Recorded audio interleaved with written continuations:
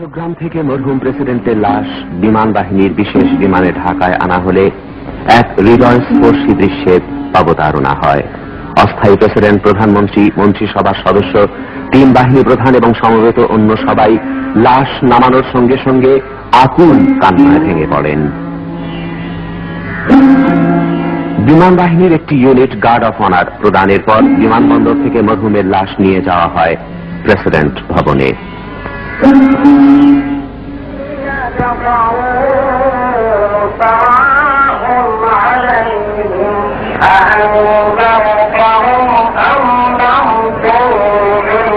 বেগম জিয়া মরহুম প্রেসিডেন্টের দুই নাবালক পুত্র সন্তান এবং আত্মীয় স্বজনের উদ্বেলিত কান্নায় সেখানেও এক করুণ দৃশ্যের অবতারণা হয়।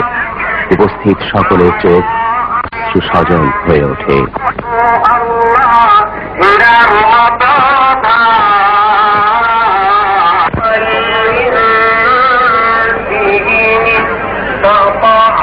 অস্থায়ী প্রেসিডেন্ট এবং প্রধানমন্ত্রীও লাশের সঙ্গে প্রেসিডেন্ট ভবনে যান।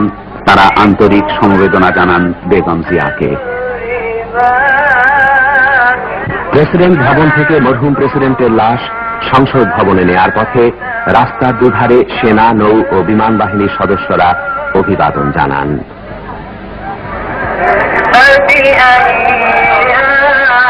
সংসদ ভবনে প্রেসিডেন্ট জিয়ার লাশ রাষ্ট্রীয় মর্যাদায় রাখা হয়।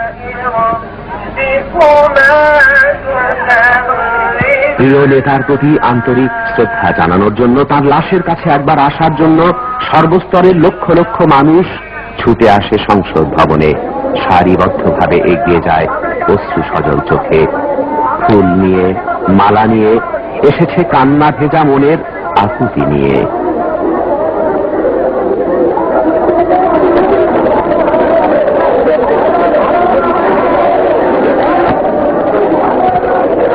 জাতীয় পতাকায় আচ্ছাদিত মরহুম প্রেসিডেন্টের লাশ নামাজে জানাজার জন্য এক বিশাল সব মিছিল সহকারে মানিক মিয়া এভিনিউয়ে নিয়ে যাওয়া হয়।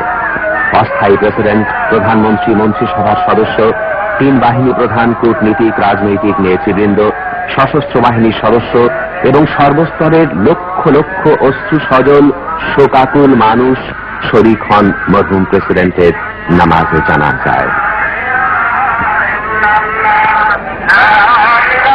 মিরপুর থেকে ফার্মগেট পর্যন্ত এবং আশেপাশের প্রতিটি সড়ক ও বাড়ির ছাদ সহ সমগ্র মানিক মিয়া এভিনিউ এক বিশাল জনসমুদ্রে পরিণত হয়।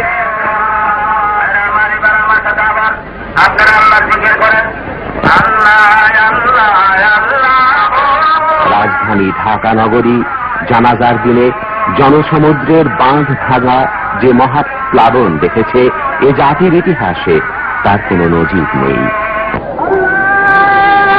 দুপুর 12টায় নামাজে জানাজা অনুষ্ঠিত হয়।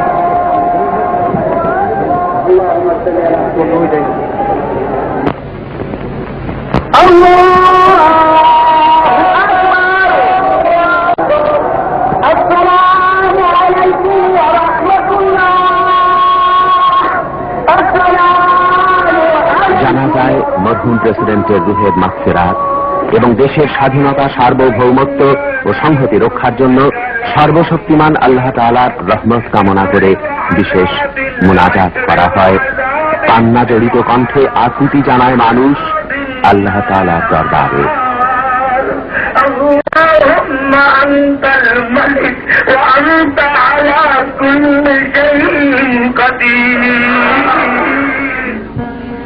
নামাজে জানাজার পর সশস্ত্র বাহিনীর ইউনিট জাতীয় পতাকা ও ফুলে ফুলে আচ্ছাদিত প্রেসিডেন্ট জিয়ার লাশ একটি কামানবাহী শকটে নিয়ে নতুন সংসদ ভবনের দিকে এগুতে থাকে।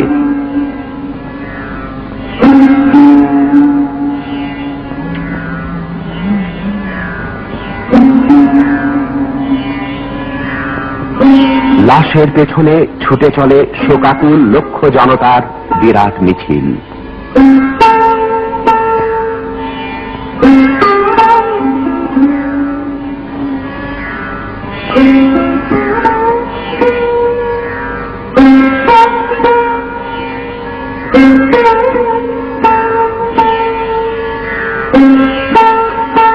নতুন সংসদ ভবনের কাছে পূর্ণ রাষ্ট্রীয় মর্যাদায় মরহুম প্রেসিডেন্ট জিয়াকে দাফন করা হয়।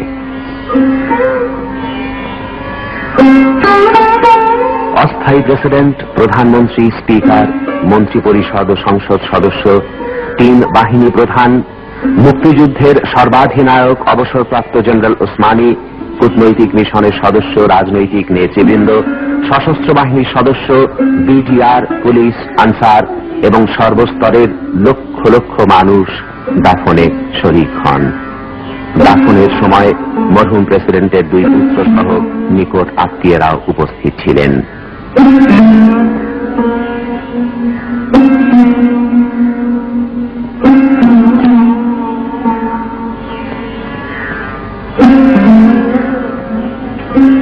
রাষ্ট্রীয় মর্যাদায় ধীরে ধীরে অন্তিম শয়ানে শায়িত করা হল মহান দেশপ্রেমিক প্রেসিডেন্ট জিয়াকে।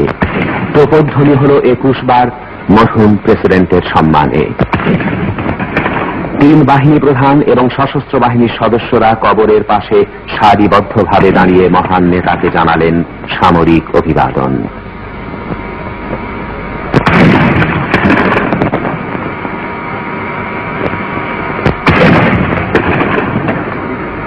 মরহুম প্রেসিডেন্টের প্রতি শ্রদ্ধার নিদর্শন হিসেবে বিভিন্ন বাহিনী, সংস্থা ও সংগঠনের পক্ষ থেকে মাজারে পুষ্পস্তবক অর্পণ করা হয়।